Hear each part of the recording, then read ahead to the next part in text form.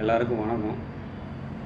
நம்ம இன்றைக்கி எதை பற்றி பேச போகிறோன்னா, இப்போ ஒரு வாரமாக தமிழ்நாட்டில் ஒரு பிரச்சனை சுற்றிக்கிட்டு இருக்குது. என்னன்னா, நம்ம கல்வியை பற்றி. நம்ம ஒன்றிய அமைச்சர் தமிழ்நாட்டுக்கு கொடுக்க வேண்டிய கல்வி நிதியை தரமாட்டேன்னு சொல்கிறார்.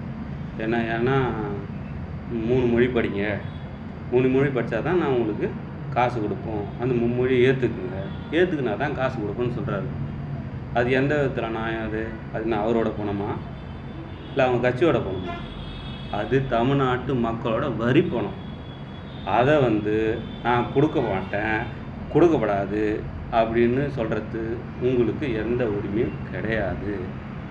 அதனால் நீங்கள் என்ன பண்ணணும்னா, அந்த பணத்தை உடனே நீங்கள் விடுவிக்கணும், கொடுக்கணும்.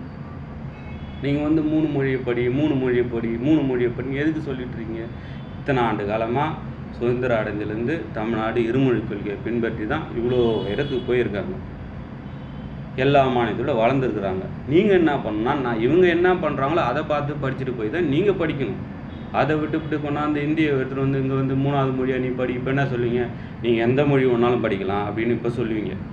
சொல்லிவிட்டு கொஞ்ச நாள் கழித்து அப்புறம் இந்தியை தான் படிக்கணும்னு நீங்கள். அப்புறம் என்ன பண்ணுவாங்க?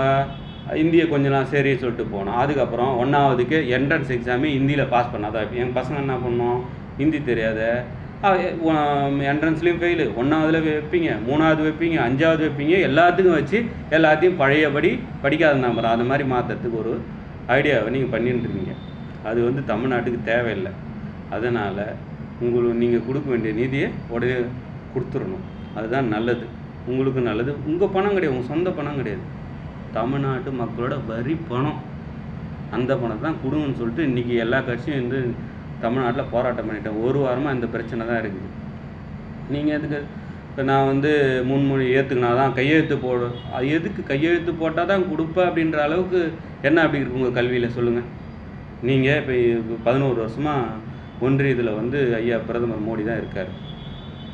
ஏதாவது ஒரு மாநிலத்தில் இந்த மாதிரி எங்கள் மாநிலத்தில் நாங்கள் 3 மொழியை மும்மொழி கோயிலில் இந்த மாநிலம் படிச்சுட்ருக்கு, இது தமிழ்நாட்டோட கல்வியில் சிறந்த இடத்துக்கு போயிடுச்சு, ஒரு உதாரணம் காமிச்சா கூட, ஏதாவது ஒரு அடிப்படையில் இப்படி இருக்குது இது காமிச்சா கூட சரி ஏற்றுப்பாங்க. ஏற்றுக்கிட்டு கூட சரி பரவாயில்ல பழகுது, இதை படித்தா பெரிய வேலை கிடைக்கும். ஐயா, அங்கே இருக்கிறவங்களே இந்திக்காரங்களே வேலைன்னு சொல்லி தேடி தான் தமிழ்நாட்டுக்கு வந்துட்டுருக்காங்க. கிட்டத்தட்ட 2 கோடி பேர் இங்கே வேலையை தேடி இங்கே அவங்களே கற்றுக்குறாங்க. அவங்க தான் தமிழ் கற்றுக்கிட்டு அங்கேருந்து வந்தாங்க. அந்த மாதிரி தப்போஸ் இங்கே இருக்கிற பிள்ளைங்க படிச்சுட்டு வேலைக்கு உங்கள் மாநிலத்துக்கு எங்கே போனாலும் சரி, அங்கே போனால் அவங்க கற்றுக்க போகிறாங்க. அதை விட்டுவிட்டு நீ இப்போ இந்தியை படி ஹிந்தி நீங்கள் சொல்கிறீங்க. இந்தியை நாங்கள் அப்படிலாம் சொல்ல, 22 மொழியில் அவங்க எது வேணாலும் படிக்கலாம் அப்படின்னு சொல்லி. சரி, ஒரு கிளாஸில் 40 பேர் இருக்காங்க. 5 பேர் என்ன பண்ணுவாங்க? தெலுங்கு படிக்கிறோம், 5 பேர் மலையாளம் படிக்கிறோம், 5 பேர் ஹிந்தி படிக்கிறோம், 5 பேர் உருது படிக்கிறோம், 5 பேர் ஒவ்வொரு மொழியும் 5 பேர் படித்தா எத்தனை பேருக்கு எத்தனை வாத்தியார் இருக்காங்க? எத்தனை போட்டு முதல்ல சொல்லிக் கொடுக்க முடியுமா? இல்லை படிப்பு தான் அது மாதிரி வறுமை ஏறுமா? அதுக்கு தான் ஐயா 2 மொழி போதுன்னு சொல்லிட்டு இங்கே 75 ஆண்டு காலமாக இங்கே இருக்கிற ஆட்சியாளர்கள் அதை இது பண்ணி இன்றைக்கி இவ்வளோ உயரத்துக்கு கொண்டு போயிருக்கிறாங்கன்னா இருமொழி கொள்கை தான். அதனால் நீங்கள் 3 மொழி படித்தா தான் காசு கொடுக்கணும். ரொம்ப கண்டனத்துக்குரியது ஐயா. நீங்கள் கொடுத்துருங்க. கொடுத்துட்டு அதுக்கப்புறம் இது மாதிரி நாங்கள் இந்த மாநிலத்தில் செயல்படுத்தியிருக்கோம், அதால் இருக்குதுன்னு சொன்னால் கூட எதாவது ஏற்றுக்கிட்டு எதனா பண்ணால் கூட அதுக்கப்புறம் அதை பார்ப்பாங்க. இப்போ என்ன பண்ணுறீங்க? முதல்ல இப்போ 3 மொழி படின்னுவீங்க. இன்னும் கொஞ்ச நாள் கழிச்சு இங்கிலீஷ் வேணாம், ஹிந்தி தமிழ் மட்டும் படின்னுவீங்க. அப்புறம் தமிழில் சரி இல்லை, அப்போ தமிழ் நிறுத்திட்டு ஹிந்தி மட்டும் படின்னுவீங்க. இவ்வளோ வேலையும் கொண்டு வரதான் இப்போ கொண்டு வந்துருப்பேன். ஒரே நாடு, ஒரே தேர்தல், ஒரே ரேஷன் கார்டு, ஒரே இது எல்லாமே ஒரே ஒரே ஒரே. ஏன் எங்கள் ஊர் அது?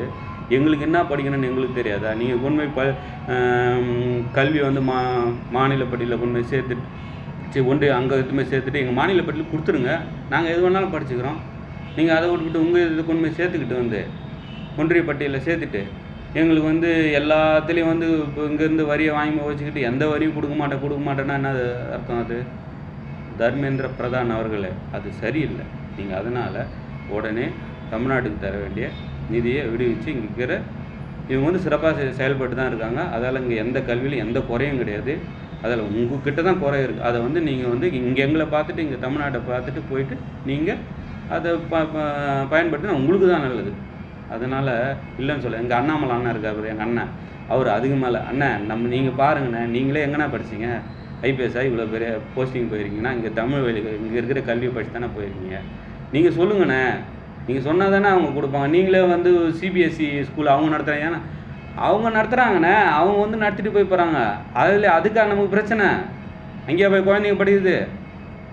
நம்ம இங்கே கூட இருக்குது கேந்திர வித்யாலயா பள்ளின்னு, அதில் ஒரு பள்ளியில் கூட ஒரே ஒரு தமிழ் பாடம் கூட அவங்க படிக்கிறது இங்கிலீஷ் மட்டும் தான் படிக்கிறாங்க.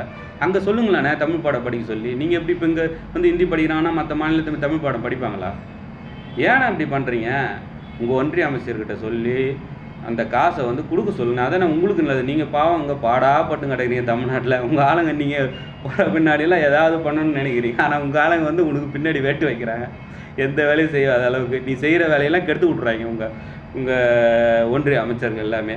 அதால் தயவுசெய்து சொல்லி அந்த பணத்தை வந்து கல்வித்துறைக்கு முதல்ல வாங்கி கொடுங்க. அப்போ தான் உங்களுக்கு நல்லது. எவ்வளோ பேர் போராட்டம் பண்ணுறாங்க பாருங்கள். தேவையா அதெல்லாம்? யாரோட பண்ணனே? அது மக்களோட வரி பண்ணனே. ஒன்றியம் உங்கள் கட்சியோட பாஜகவோட போகணுமா? இல்லை இங்கே வந்து திமுக அரசுக்கு எதிராக நீங்கள் பண்ணுறீங்க, இல்லை அவங்க கட்சியோட போகணுமா? அதெல்லாம் கிடையாது. அவங்க ஒரு அரசு நடத்துகிறாங்க. திமுக கட்சின்றது அவங்க ஜெயிச்சிட்டாங்க, அவங்க அரசு நடத்துகிறாங்க. அவங்களுக்காக வந்து நீ மக்கள் பணத்தை கொடுக்க மாட்டேன்னு சொல்கிறதுல எந்த வித நியாயம்? இது சுத்தமாக சரியில்லைண்ணே. பார்த்து உடனே வந்து இந்த நிதியை விடுவிச்சா தான் உங்களுக்கு நல்லது. முடியாதுன்னு சொல்லக்கூடாதுண்ணே. தர்மேந்திர பிரதான் அமைச்சர் வந்து உங்களுக்கு நிதி தர முடியாதுன்னு சொல்ல, உங்களுக்கு என்ன ரூல்ஸ் இருக்குது முதல்ல சொல்லுங்கள். கொடுக்க முடியாதுன்னு என்ன ரூல்ஸ் இருக்குது? உங்கள் பணமா?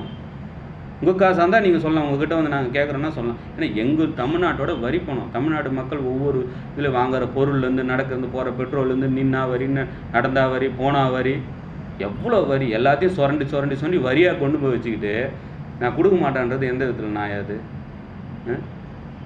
தயவுசெய்து பணத்தை உடனே தமிழ்நாட்டுக்கு விடுவிச்சா ரொம்ப நல்லதுன்னு. நன்றி.